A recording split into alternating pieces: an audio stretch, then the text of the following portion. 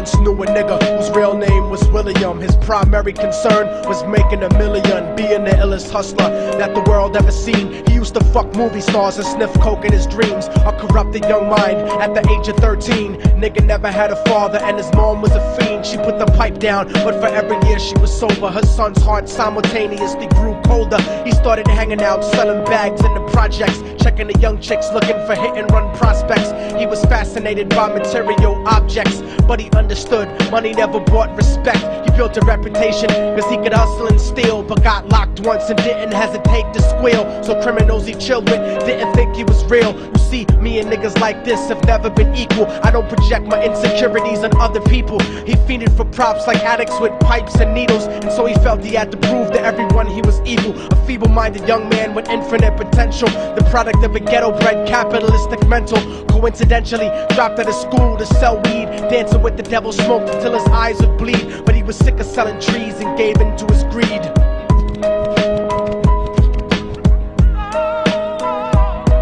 Everyone tryna be trife, never face the consequences. You probably only did a month for minor offenses. Ask a nigga doing life if he had another chance. But then again, there's always the wicked that knew in advance. Dance forever with the devil on a cold cell block. But that's what happens when you rape, murder, and sell rock. Devils used to be gods, angels that fell from the top. There's no diversity because we're burning in the melting pot.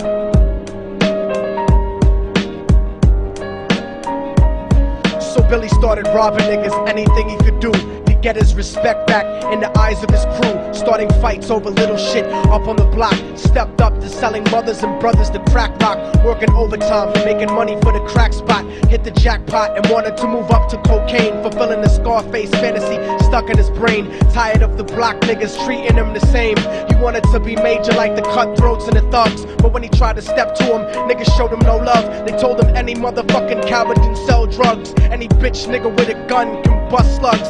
Any nigga with a red shirt can front like a blood. Even Puffy smoked the motherfucker up in the club. But only a real thug can stab someone till they die. Standing in front of them, staring straight into their eyes, Billy realized that these men were well guarded, and they wanted to test him before business started. Suggested raping a bitch to prove he was cold-hearted. So now he had a choice between going back to his life or making money with made men. Up in the sight, his dreams about cars and ice made him agree a hardcore nigga is all he ever wanted to be. And so he met them Friday night at 2:45.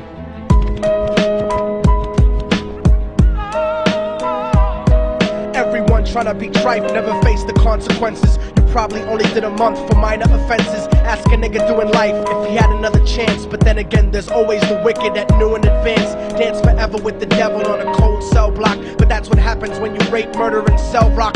Devils used to be gods, angels that fell from the top. There's no diversity because we're burning in the melting pot.